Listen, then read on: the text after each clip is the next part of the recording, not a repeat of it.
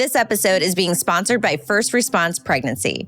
They are fervently committed to supporting, sharing, and empowering all pregnancy journeys and providing accurate information, especially to those struggling with infertility, loss of a baby, and maternal health inequities.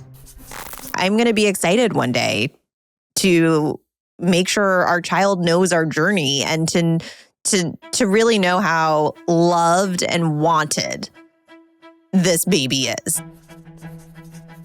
Hi, everyone. It's Olympic figure skater and broadcaster Tara Lipinski, and you're listening to Unexpecting.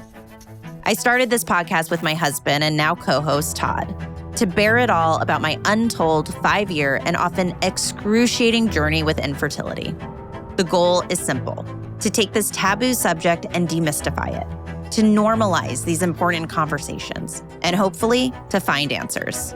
Nothing is off limits, and over the course of the series, we'll unpack my fertility mystery, the trauma we've endured, and hopefully offer those struggling alongside of us some valuable insight. So laugh and cry with us as we ride this unimaginable fertility roller coaster. Hey guys, a message from Tara and I. We just wanted to let everyone know that we've reached a point in our journey that might be triggering for people still struggling with infertility. Please use discretion when listening to this episode.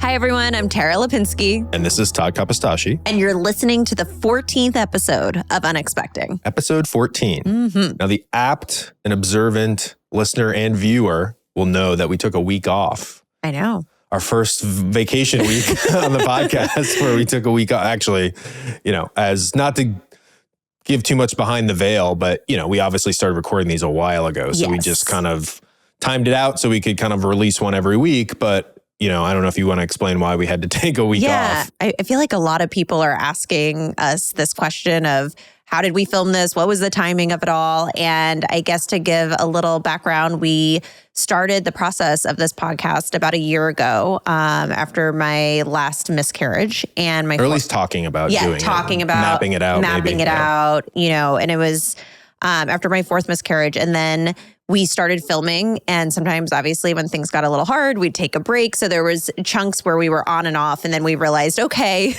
our journey's moving along. Now we have to really time it out so we can do as much in real time as possible for the listener, and also catch them up to where we are currently. So episode 13, we covered a lot of ground. So we caught you guys up, and that was why we had a off week. A dark week last week. We were dark last week. And this week we're doing a fun Q&A. Yeah, just to bide a little bit of time, we're going to do a fun little question and answer podcast. It's funny. The whole reason I think we're doing this Q&A and why you kind of thought of this idea is, I think the hope with the podcast, obviously, that you would touch a lot of people. And, we even put in, I think the open or the close of the podcast that we pre-recorded, DM me if you want to engage with me, thinking like 5 people might reach out and ask you a question. And like hundreds and hundreds of people have reached out, both telling you what the podcast means to them, but also asking questions and engaging you about what would you do here? What would you do there? And I think that's just been so awesome and maybe somewhat unexpected, the volume that you're getting, right? Yes. I mean, you see me, you look over sometimes at night, you're like, Tara, go to bed, because I'm just like scrolling. It's like 2 a.m, you're on your phone and I'm like, what are you doing? You're like, who are you texting? They're on their 6th retrieval like me. And So I mean, that has been the most rewarding part of this podcast. I have met so many incredible women and couples, and just the messages and the way I'm able to connect with them. And they're strangers. These people are strangers and they feel like family. They've gone through something so similar. We have this shared experience that bonds us. And I can't tell you how full my heart is. And it's funny. I've skated my whole life. I've been a broadcaster and in the public eye, and I always get a ton of messages, but hands down, this is the best thing I think I've ever done in my life that feels like connection and real, and it's good. Yeah. And I think we'll probably talk more about that in the next episode, just about big picture, like the podcast and what it's meant for us and what it seems to have meant for a lot of other people, which again is sort of a little bit unexpected, the amount of people it reached and how unexpected. It's all unexpected and unexpecting. But yeah, so we're going to do a Q&A. I think you asked on Instagram at some point for people to submit questions, and I'm going, so back to some prefacing. when people do these things, I feel like they read the names of the submitters, and it's like hard. And I was going through these, and it's like these Instagram names. Tough So names. just know if I butcher these, I'm not going to spend a lot of time thinking about what I'm saying. Oh boy. So they're going to be close, I think. You got a preface, and now you're just going to get a real messed up name. Yeah, exactly. And I want to say something else too. I know we're not going to be able to, we got so many, and I just want everyone out there to know I've read every single one. There were so many duplicates, and we read through all of them. Yeah, we'll try to do more, or I'll try to DM you back if I can. Yeah. Okay, so this was from Nicole Bukema. Uh-huh. Have you ever experienced an inconclusive embryo test? Do you have any recommendations? So we actually have one. We got one inconclusive on our first retrieval, where we had sent out 7 embryos, and 6 of them, well, I think we had a mosaic in there somewhere, but we also had an inconclusive. And there were many times throughout our journey where when we would start to get low on embryos and have to decide, do we want to go through another retrieval? It was always in the back of my mind, should I go retest the inconclusive embryo? And just for everyone who doesn't know what that means, is sometimes the embryo will come back normal, abnormal, mosaic, or inconclusive, and you can retest it, resample it, and genetically test it again to see if possibly it comes back as normal genetics. But there's a lot that goes along with that too, because then you're messing with the embryo a little bit more. So I just never did it. So we have one sitting there that we could possibly do that, and you'd have to pay for it all again and do that whole thing. So I think definitely if you don't have any other embryos at the moment, and this is, something that you want to test, I would 100% do it. This is kind of weird because I actually feel really like a host now. You know how we joke about how I'm not like a host or an on-air talent, but I've had to fake it for 13 episodes. This really I feel like I'm a game show host. I feel like you're loving Here this. with Tara Lipinski. Question 1 from Nicole B. Can you read them all? Question 2, Katie Davey. This one. Did you guys ever fight during the process? I love how you this one's so. This one goes out to Nicole Davey. No, but she actually did ask, did you guys fight during the process? Which is an interesting question, because I think we've talked a lot about our, we call them hiccups or bumps in the road was what you like to call them. Yeah. So the answer is yeah. Yeah, of obviously. course. Definitely. And I think that that's completely normal. And I think that there's probably so many couples out there that have gone through what we've gone through and had these bumps and hiccups in the road. And when we referred to them as bumps in the road, they were fights. No, but I don't know if they were yelling. I'm sure there probably was. Take your vitamin C. And don't tell me. I think most of our hiccups, bumps in the road / fights were you, rightly so, trying to control a lot of things and me rebelling against it.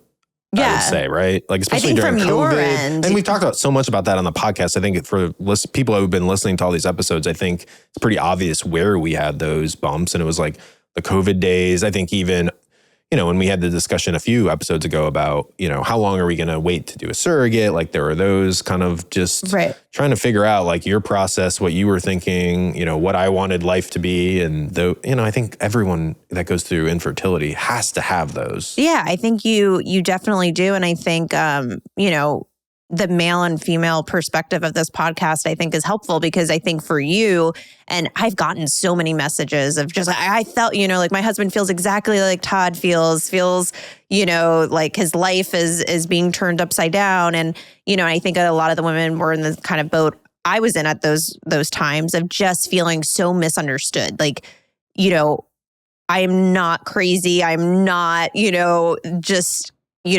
out of control, out of my mind all of a sudden. This process has put me in this place, has made me this person that needs you as my partner to, understand me. So I think it's for us, it really took time to figure out how we could support each other, and then how we could make the other person, as happy as they could in the journey, but B, also feel like their feelings are completely valid. Yeah. And someone actually, Blue C 4156, asked kind of the same question and just said any tips for like navigating this with your partner. I mean, I think just quickly, like, again, we've talked about a lot of this, but I would just say for men out there, just like you're going to be frustrated with like likely with your partner's, you know, approach to a lot of this stuff because of the control, because of how focused they can be on this one thing. And you just have to fucking suck it up. Unfortunately, there's really no other tips besides like, you are not the first person to have gone through this with their wife or partner who's like struggling or feels like their life is one note or feels like this is harder than it should be, or that you're going on too long about certain, like whatever it is, like you're not the only person in the world who's ever like felt these feelings. Like, and I think I kind of felt like that at certain points, especially during COVID. I was like, oh my gosh, like, is there any other couple out there who's like sitting in their house, like doing this? But yes, there are. And I think that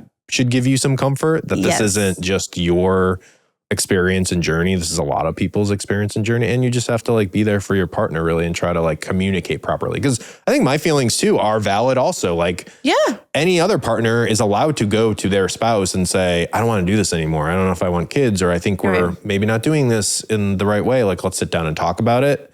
And you just have to communicate that lovingly and properly, I think. Yeah, I think so. And I think like probably every husband right now that's listening, or every partner that's listening, you know, is relating to you. And I would just say, you know, to maybe the other partner in the situation or the woman in the situation, depending on whatever the circumstances, is just that, you know, that's why I really have loved doing this podcast. I realized it's helped me. I've done so much therapy, but this is helping me even more to go back in and rehash and understand who I was and who I've become, and you know, all of these things. And I would just say to anyone out there who felt unseen and unheard for so long, like I felt that too. Like you said, like, don't worry, there's other people going through this. Like I felt like that, unfortunately. Like I felt like, wait, am I being too crazy? Am I worrying too much about, you know, the supplements? Am I trying to control the situation too much?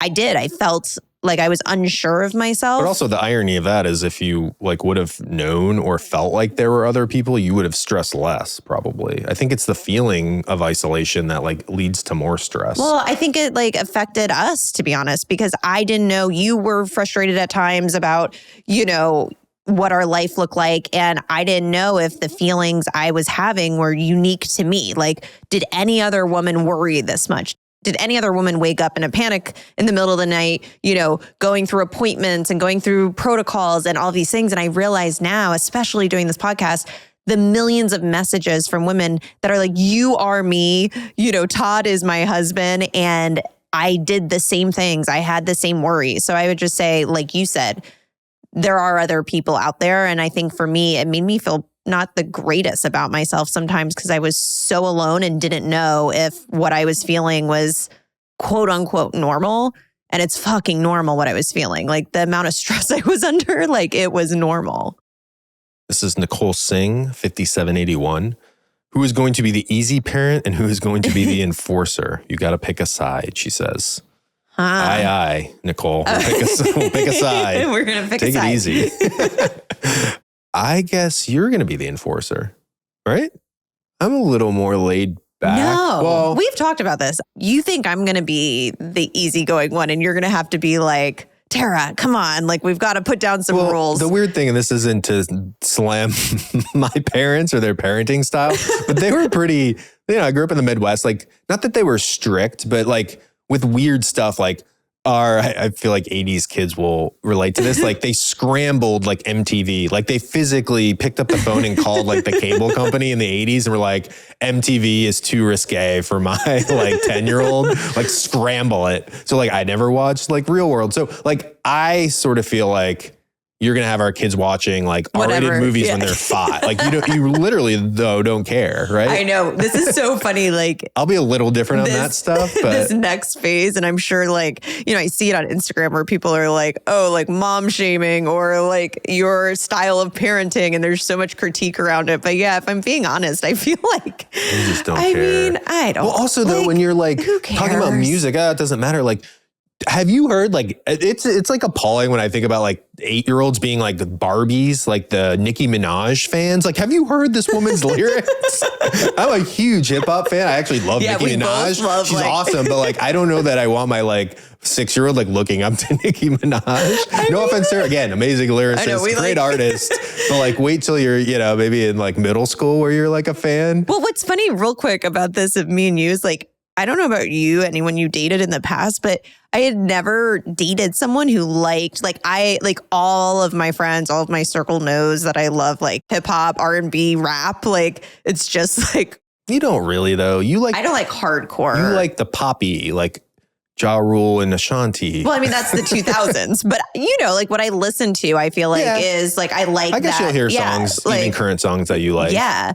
And I feel like you were the first person that I met, like dated, that when we were in the car and you like had rap on, I was just like, oh my God, this is crazy. Like, which is weird because like that was one thing I worried about. Like, oh, I'm going to play like rap and she's going to be like, oh, like who is this guy? Like this white kid from Ohio who's like a hip hop fan. But I'm like a true hip hop fan. No, you are. Hip hop fan since I was like 10 years old. Yes. And like, no, I'm like more underground. Like I know everything. Yeah. So I feel like I'm pretty legit. I know, but isn't that kind of funny that we both kind of had that? Yeah. I don't know. I feel like I always remember when I first met you thinking like, oh, that's so strange. But then I would think in the future, I'd be like, oh, are we just going to have like our kids in the back seat still listening to this music on the way to dinner? No, we're not.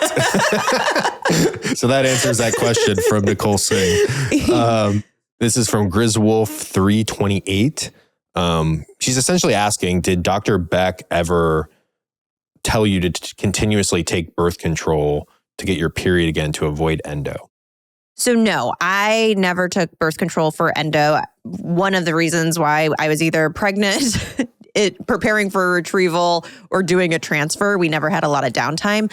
But I don't think I would have taken the pill for my endometriosis. The more I've learned about endo, a lot of doctors will be like, oh, here's birth control. Like that should help. And it, as we've talked about, the gold standard for that is going to an endo specialist and hopefully getting surgery and not birth control. So this is from Raising Tiny Disciples. How many times did a transfer fail or did TTC fail? So six failed transfers, and we didn't really try to conceive that much, which is really interesting. I mean, there were a few of those time triggers we did. I don't know if one of them worked. The very first one obviously worked. And then there were, what was it? Maybe we did that 2 or 3 more times. I think 2. Yeah. And it didn't. Yeah, we did 2, and it didn't work. That one horrible feverish night. Yeah. So we didn't really ever try naturally that often, right? Like I don't even know. Did we ever have a month where we just? No. We were always doing treatment. Yeah. Next question is from Nicole Pyra Santiago. Did your family ever think it was the end and just didn't tell you? Oh yeah, I mean, I think so. I think my family, my friends, like I feel like they were just like, what is going on in the Kapistashis? Like, what are they doing over there? We've talked about this, I think, on other episodes. But yeah, a lot of people, especially with the surrogacy stuff too, at a certain point, we're sort of like, I know you guys want to be pregnant, but like maybe surrogacy is like the route now. And, actually the answer to this question is actually no, they did say it. Yeah, I think though with my parents, like at a certain point, they were probably more worried about me and what I was going through of just like, yikes, this is like not worth you getting, ill or. Yeah. But also like people don't have enough data to really chime in, I don't think. Because it's like you think about it, like the journey was so complex and the like roadblocks we were running into were like unexplained. So it was hard probably too for people to be like, oh, why don't you just stop? Like it's over for you, or like get a surrogate. It's like they don't really know like the diagnosis we're getting. And like some of our friends and family, we'd obviously tell in depth, but even then it's like confusing. So it's probably hard for an outsider to be like, do this, don't do that. Yeah. But like obviously a lot of family and friends sort of like broadly were probably saying, man, it's been like 4.5 years or 4 years, like maybe you guys should think about this or that or whatever, and give like really general advice because they couldn't give really specific advice. I know, but I mean, it's like what we talked about, like, yes, we have thought. We know about surrogacy. We know that's a thing. Yeah, we know the options. Thanks. Oh, you're going to like this question. SL Miller 720. Is Sully excited to be a big brother? He is. He's so excited because I feel like he's going to be the best big brother. And wait, Tara's saying this just for the podcast. In private, I thought this podcast was supposed to be, we just say the real shit we don't make up stuff to say on the podcast. He's going to be the best. All you've been saying since Michaela got pregnant was how terrified you are that Sullivan's going to be wild and injure the baby and the barking. Yeah. You are horrified. No, but he's going to be, so he's going to be a bad big brother is your concern. Well, he's just mischievous. That's not his fault. Like who he is as a dog, like he's going to be the best big brother. Like I feel like he is going to. In what ways though? I mean, well, what are all the amazing qualities about Sullivan? I'm just saying the conversations that we have in this house you are very worried that he's going to be overly rambunctious and like trip us while we're holding the baby. Yeah, because that is a fact. But he'll be look, Sullivan's amazing. He's such a kind soul. So he's going to be so sweet with the baby. Like I feel like Dublin too, like in my mind of, I think about that way too often of what Dubby would have been like with a kid, but they kind of have the same vibe in their soul where they just like are going to love this baby and be so gentle and all of those things, except when he's flying down the stairs and barking in the baby's face. At anything that's out on the street for an hour at a time. Yeah, like Sully is not perfectly well behaved. But the question was, is Sully excited? And yes, he is. He's told us, right? He's very excited. He's like, what have you guys been doing these last 3 years? Hurry up. This is from KT Garza. My friend is starting IVF. What are some goodies I can gift her to show love and support? Ooh, that's a good question. I think, it's hard to know what to get someone going through this or going through a miscarriage or going through retrievals and IVF. But I think someone who's going through retrievals or transfers, obviously the easy go-tos are like the foods or like after a retrieval, it's like good to drink, electrolytes and, coconut water and, there's, you want salty foods and all of these things that you like a little care package of something like that would be really sweet. Or, there are certain things you can look up during a transfer where it's like Brazil nuts and, pineapple, whatever it is, you could put together maybe some cute little, retrieval or transfer basket. But I think for me, sometimes it was just the small little cookies that were, delivered or just like a thoughtful gesture that was like, hey, I'm thinking of you. I know you're going through a hard time. Or, my friend Jill gave me a little fertility stone. I don't remember where she got it. And it was, just this cute, small fertility stone and like so much meaning behind that I took it to every transfer and it sort of became my good luck charm. And, I think just anything obviously that you can think of that has a little thought behind what your friend is experiencing is, oh my goodness, it means so much. Or just call them before and after. Right, exactly. It can be as simple as that, I think that's such a good thing. So many people get so busy with their life, they don't realize that your retrieval day or the day 5 test or, transfer day or the beta day, these are huge days in your life. And I think sometimes, people in your life, obviously, they don't have a calendar of exactly what's happening, but the call before or the call after, it just makes a world of difference. The next question is from Melora Patrick. Are you having a baby shower? Did you have mixed feelings about it after infertility?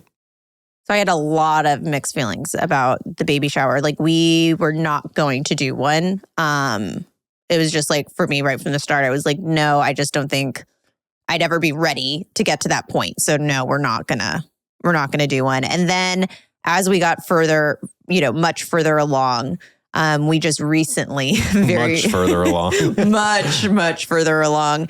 I feel like it was like this gradual process of no baby shower. Then it was like, we're going to do a party And then it was like, okay, we're going to mix in a shower with the party. And like, I would call it a party instead of a baby shower until like the week before. And then it was a baby shower / co-ed like party. So it was really nice. And we did it where in the beginning part of the day, it was just all the girls and, just so many people flew in for this. And it was just, oh my goodness, my heart was so, so full. And then at night, everyone sort of came, all of our friends, all of your friends. And we just had a big party to celebrate. Yeah, I think it's hard because it's like, on one hand, during this podcast, and we should even recognize this, it's like we poo-pooed or like talked a lot about like, oh, nothing matters, like playing Dave Matthews for the baby, right, and all you want is like a healthy child and all these other things of gender reveals, and it's all just kind of BS. And I think that to a certain degree is true, but like, a shower kind of falls into that of just like icing on the cake that really shouldn't matter. So like, in a certain way, us having a baby shower was a little bit off-brand, I think, for like the way we thought for 4.5 years. But then the other side of that is like, well, we did this for 4.5 years and we're so happy to be having a baby. Why not have a bunch of people over to celebrate? So it's hard. I would understand if someone said to me, well, Todd, I listened to the podcast and for 4.5 years, you guys were like, didn't seem like the people who would ever have a baby shower because it wouldn't matter. And now you did and you seem like a hypocrite. Yeah. Like, I get that criticism, but I also would be like, fuck you. Like, we tried so hard for these 4 years, and to have a bunch of people over to celebrate the fact that we're like having a baby is like fun and it's fine, I think, right? Yeah, I mean, I don't know. It was an interesting evolution for me. I mean, it really took me to almost like a week or two before the quote unquote shower to call it a shower. So, there was still a lot of trepidation around it for me. And, but I think like you, we got to the point where I was like, okay, I got to trust this enough that we can at least celebrate what we've been through. And I feel like, I don't know how you feel like, and I don't know what a baby shower would be like if we just got pregnant the first time and did a very traditional baby shower. I mean, ours wasn't very traditional in many ways. Some parts were, but not all. I just think it was almost like, I mean, it felt like the reason why people go to weddings of seeing two people and their love story and they're coming together and building this life. I feel like ours really did feel like so many people were there to celebrate that our journey was maybe going in a different direction. And that's how I was able to like digest why I was able to get through the day. Because I don't know, there's many parts of the day though that I got scared. Like when I would look and I'd be like, oh my God, we're taking pictures. We're doing these things that are now like in history. All these people think that we're having a baby, and all those fears were still there of like, what happens if something goes wrong? And then I have to deal with all those sort of feelings and emotions. Yeah. Next question is from MLVNNC323. What is your go-to date night? Ooh, do you want to take this one? Yeah. So Tara has a strange obsession with a certain restaurant in LA. I love it so much. Okay, let me, second preface of the podcast, episode 14. I love this restaurant too. It's just, we go there so often. And also the way Tara treats it, I would never disparage this restaurant. Cause again, it's like, it's an expensive, nice night out, this place. Like I gotta, break out the wallet. And every time we go there, I'm like, oh my God, another expensive dinner. But so it's nice and it's awesome and the food is great, but the way you think of it incorrectly, unfortunately. We live in LA where there's a lot of probably hidden gems and like amazing food and Michelin stars and blah, blah, blah. Right. And probably some like really cool places to call your like cheers where people, know who you are when you walk in and it's like cool. This is not necessarily a cool place. It is so cool. It's necessarily not a cool place to call like your Cheers bar because it's like a chain. Yeah, but there's many of them. So guys, this is my Cheers bar. So I'm not like calling it like the Cheesecake Factory by any means because it's many steps above that. However, it's a chain, so it's kind of like calling the Cheesecake Factory your Cheers. I can't handle this right now. I can't handle this. It's not. I know it's not. I'm joking. You're joking. But it is weird that how much you love this place, knowing that it's like a chain steakhouse.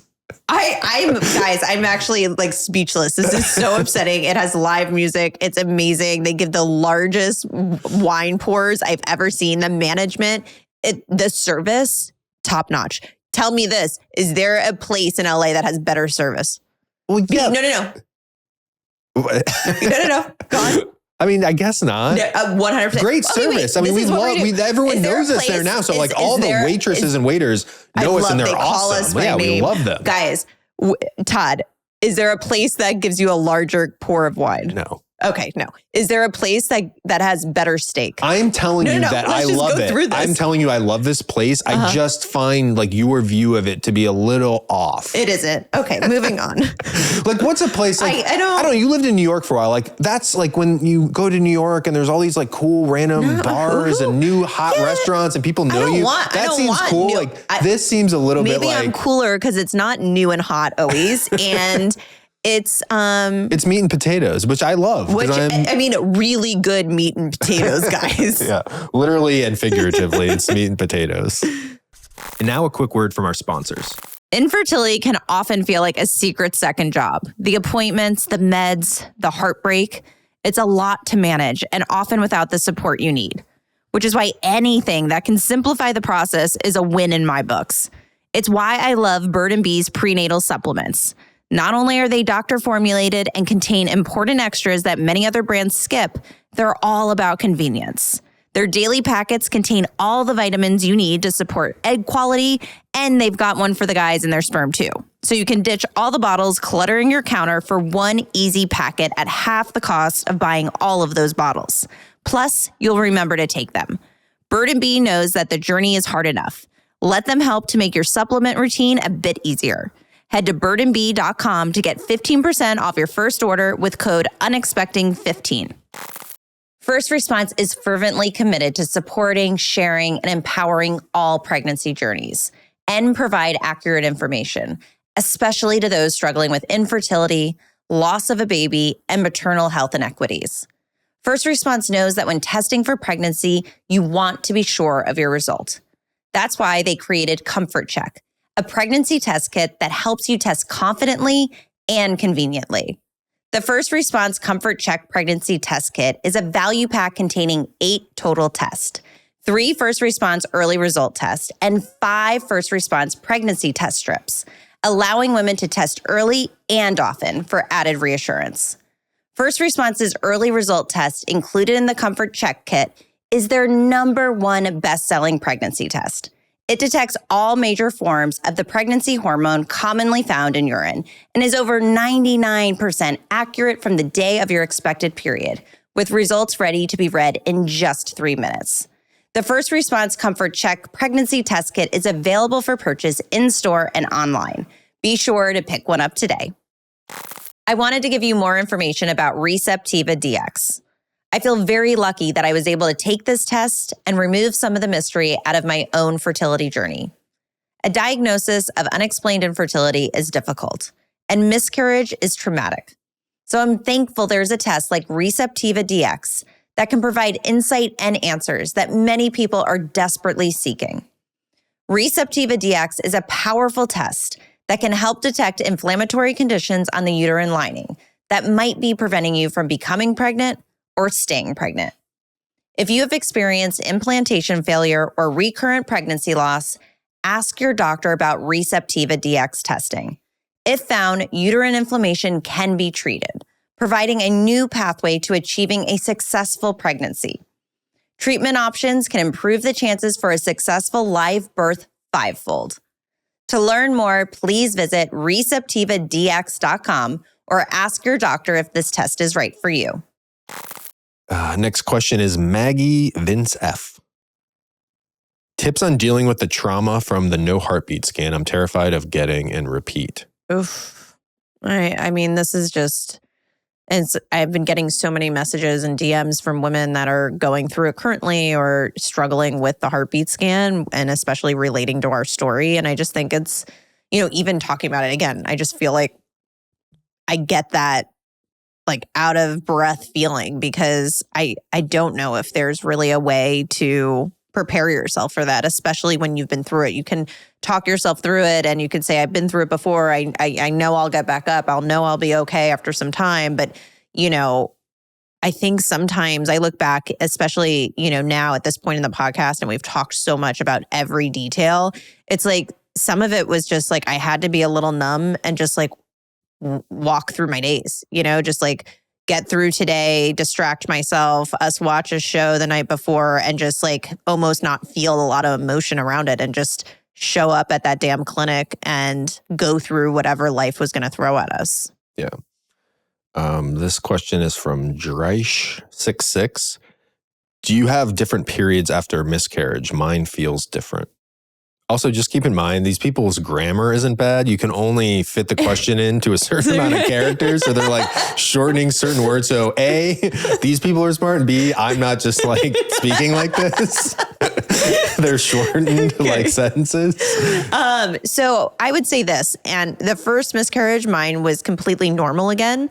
And I had no complications. And then since then, I've actually felt that my cycle has changed after my miscarriages. And now I'm much more aware of them and able to go to my doctor and advocate, because the second miscarriage, if you remember in whatever episode, the way that my cycle changed lighter and it wasn't coming and all of this stuff where I was like, something doesn't feel right, but didn't really trust my gut. I would just say if it really feels that different, shorter, longer, lighter, whatever it is, make sure you bring that information to your doctor to make sure that there's possibly, not retained tissue or scarring. And I just think it's important to recognize those symptoms.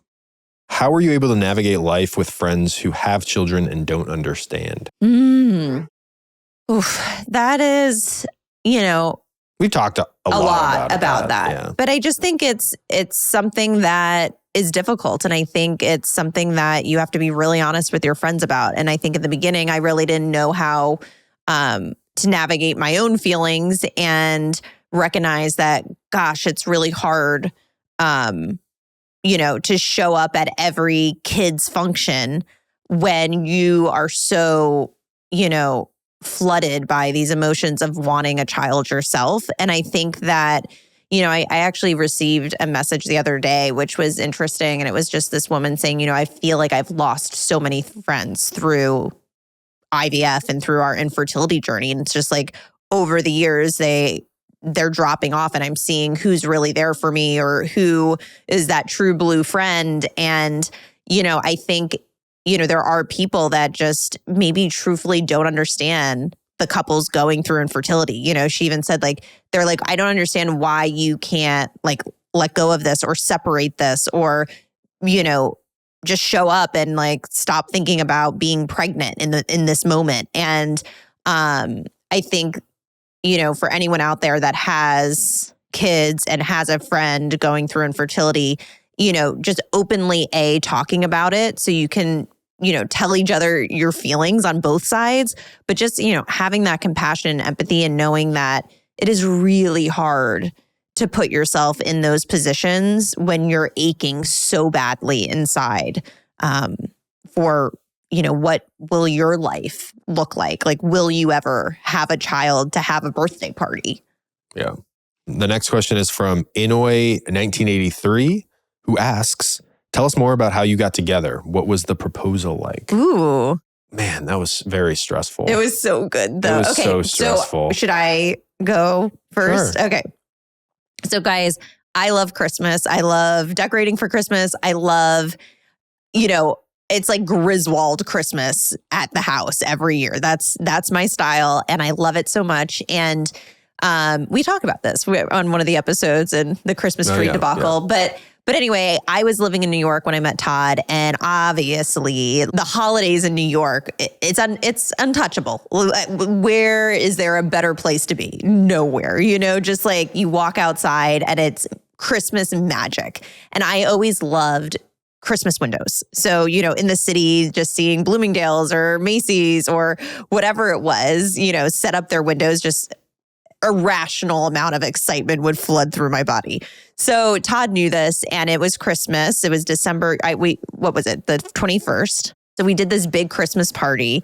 And a lot of my friends were like, I think Todd's going to propose at the Christmas party, but you didn't. And it was a few days later. And you want to go from here? Well, yeah, so this is just me being so stupid and naive about New York, but just in general. I always just think I can get anything done at any time. I know you do. Essentially, my concept for the proposal was knowing this about how much you love windows and, Christmas and, walking through New York and seeing like Christmas windows.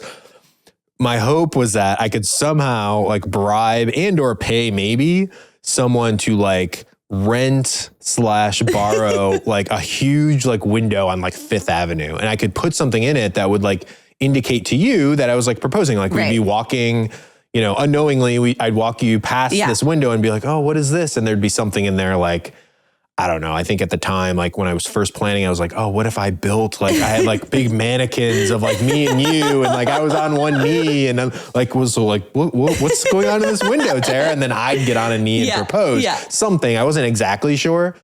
But like, as everyone knows, you kind of have to be on the ground to get a lot of these things done.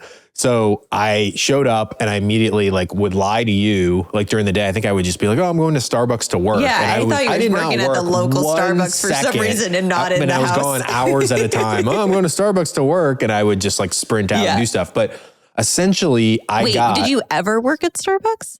Probably not. Okay. I mean, I had a lot to do. Okay, you were at Starbucks. First, I had to figure out what was going to go in the window if I ended up getting one. And I actually did figure this out before because I had my friend Mike actually take a picture of me.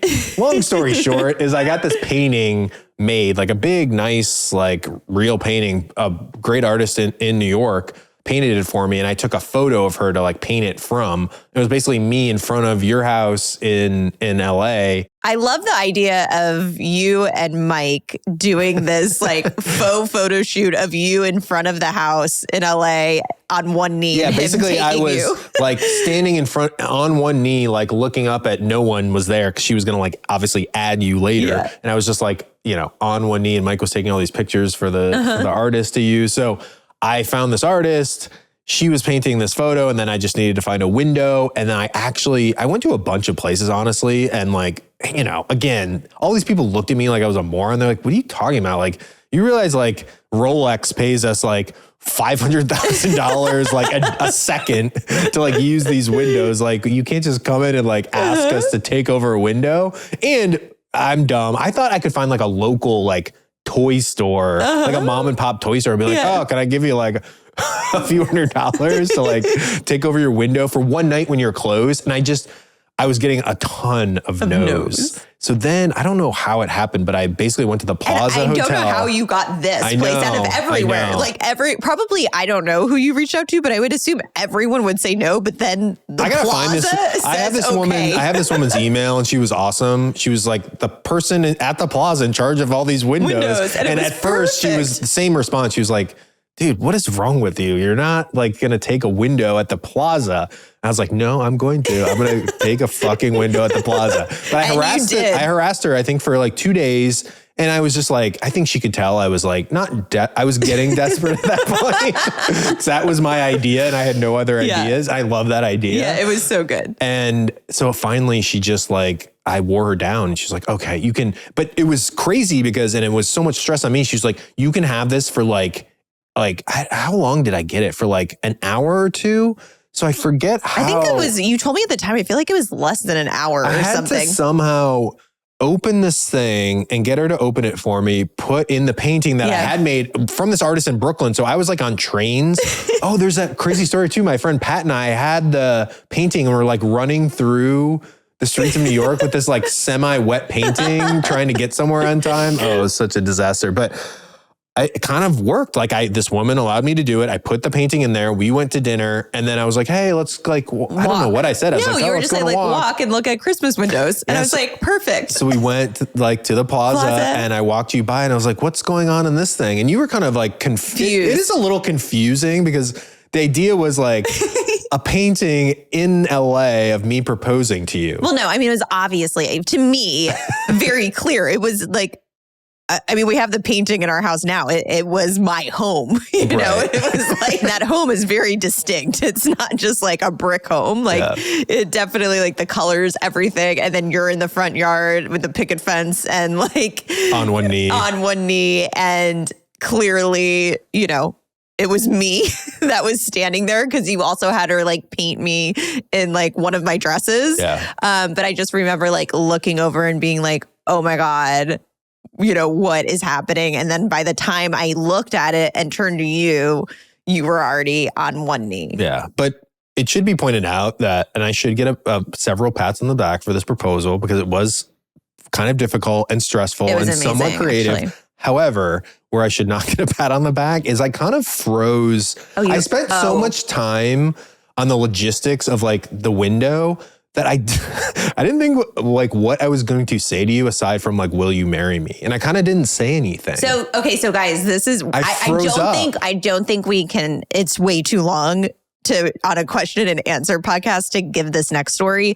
But the proposal to me was like, I mean, obviously I just was so excited to marry you, but like, it was so sweet the way it all went down. It was so creative and so special. And like, you really thought this through. Like it just, again, I like am all red in the face just thinking about like that night. But guys, if we think that the proposal was good, the first anniversary was by far the best thing I think you've ever done. Like for the first year of our marriage, it was like a running joke where I was like, Todd, are you ever going to tell me like what, you know, like you would have said, what you would have said? Like, I'm so interested in like what you would have said on one knee to me.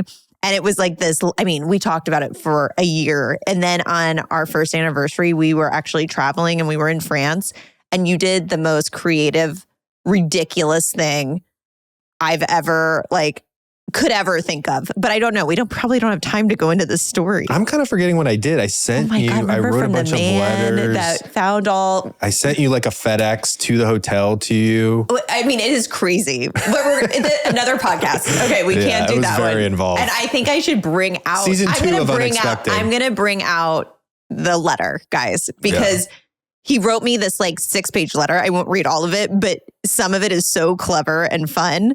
Okay, go on. Sorry, I get too excited. On an unrelated topic, what number or range did you consider to be low beta? Okay, from the Christmas window. I should have gone through these and ordered them more by theme because they're a little back and forth.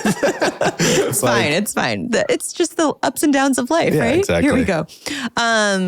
Low beta for me was under 100. Why would this person be asking this? Well, because your beta is the HCG number to let you know how much pregnancy hormones in your body. And when you go, your clinic after a transfer has beta day and you find out if you're pregnant or not, and it gives you the number. And obviously this was... Well, Tara, I know this. Oh, okay.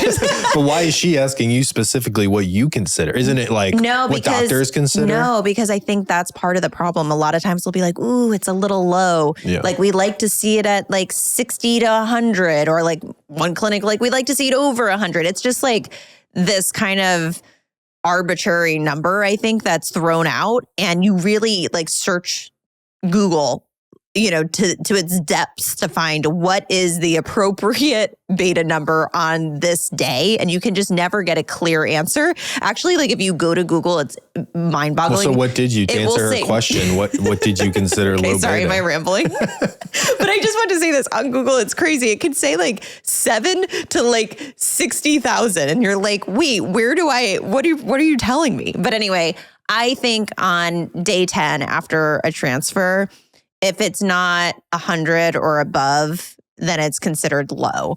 And I actually think like to put someone at ease, like getting a nice 200, 300 is like really nice. And that is like cool. Like this might work, which is like what we got with Michaela. We got 303, but with me, we got below 100. Yeah. Icamo4 asks, what's your favorite TV show that you've watched together recently? Oof. It's a great show. Actually, I'll answer this question. And I'm sure you'll have another answer too. But Beef Netflix show Beef was so Beef good. was one of my favorite shows in the last couple of years, actually. I thought it was awesome. That was really good. But what was like recent? We've been watching Yellow Jackets. Oh, Yellow Jackets. First season, I think the second season's out too. Yeah. I mean, we love Love is Blind every year. Yeah. I'm so addicted to it. Well, you know what's crazy is we loved, what's the show? It's basically a romance novel on TV. Yeah, Outlander. And the new season, we watched like an episode or two. I know, and we have to get back into it. But that music, can you sing it? Sing me a song of a lass that is gone. I can't sing. I'm sorry, I can't. Sing that lass B.I. B.I., okay. I love that open. Oh my God, that open is so good. We laugh about that so much.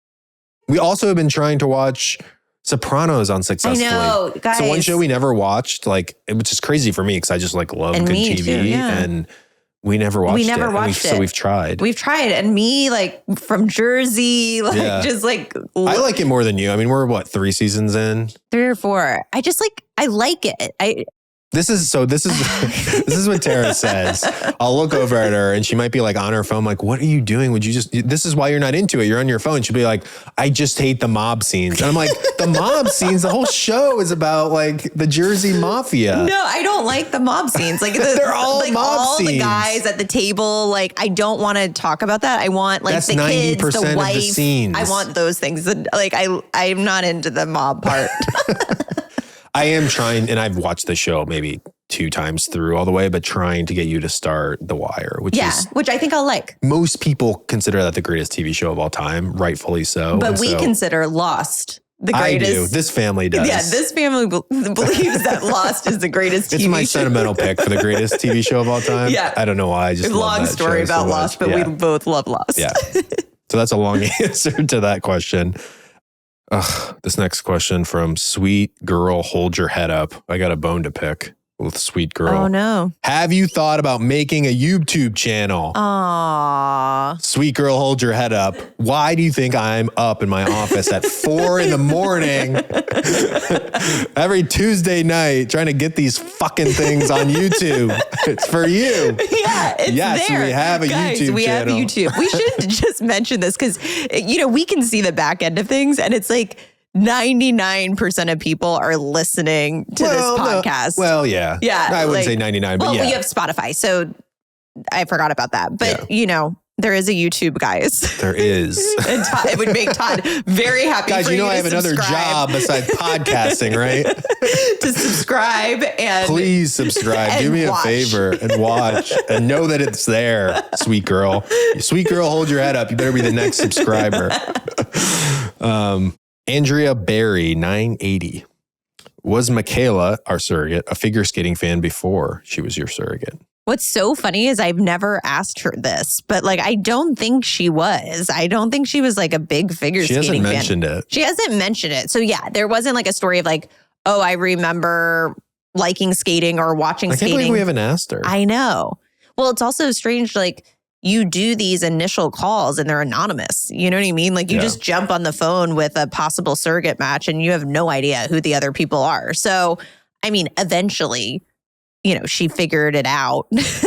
So I wonder, did she go on YouTube? Michaela, did you go on YouTube and watch me at the Olympics? I mean, if I were your surrogate, I would have. I'd want to know. Akthidi, will you eventually tell your child the story, all you went through and everything you did to get them? Yes, 100%. Well, there's also a podcast sitting on the internet where it explains it all. Yeah, so they'll find it. I think that, I'm going to be excited one day to make sure our child knows our journey and to really know how loved and wanted this baby is, that this is just something that mom and dad had to go through. And I want to make sure that Auntie Michaela is part of this story. And yeah, I want it to be real. And I want, hopefully, our kid to be proud of what we went through. And yeah, that's just part of the journey, right? That is part of the story. Yeah. And as a follow-up from Purple Frog Travels, do you plan to keep your surrogate involved in your lives after the birth? I definitely would love that. I want Michaela to be a part of this child's life and to be up to date on all the milestones and all the pictures. And, what Michaela and I shared is so special. Like, I don't even know how to put it into words. And we've talked so much about surrogacy on this podcast, but we are connected in this deep, deep way forever. Like, that does not change. She is family. She is, I would do anything for this person and her family. And look what she's doing for us. And I just think that,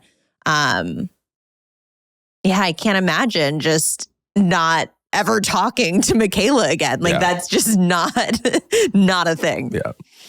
Well, this next question warms my heart from Astro Week 23. Todd, where is your last name from? My guess, Eastern Europe. Someone asking about a question of me instead of you. This rarely happens. I love how this is one of the questions you put in. I was like, we're putting this question in. Okay. Kapostashi is Hungarian. Yeah. Anything else you want to say? Not really. Kapostashi, let's talk about this, is a hard last name, right? Yeah. Like, I feel like people do not know how to say it. I have kind of a funny story that my dad will hate that I am telling this. But so my dad, we're from the Cleveland area. And if you're from Cleveland or that area at all, like Euclid is like one of the big east suburbs. And so he started his teaching career there. And the story goes essentially like, my name is pronounced Kapostashi. That's like kind of what my family says and has always said. And he, on like again, the story changes, but like on one of his first days as like a teacher, the principal, I think, or some authority figure started pronouncing his name Kapostasy. And my dad's a very like nice, sort of like non-confrontational guy. And he didn't correct him. And then slowly everyone started like pronouncing his name Kapostasy, to the point, I'm not kidding, my dad ended up like being in that area as like he went on to be like a principal, just an administrator. And in that, it's a large suburb of Cleveland. Like, it's a huge area with many, many schools and people. Everyone there still calls him Kapostasy. So like when I was younger, we would go. Did you not know what your name was? Yeah, I would be like, Dad, why are they saying our name like that? He's like, long story. But like that was how they pronounced. Like, I heard that pronunciation so much because my dad taught. To be honest, when I first came into the family too, I feel like when I asked, they were like, oh, it was like Kapostashi or Kapostasi. I'm like, which one is it?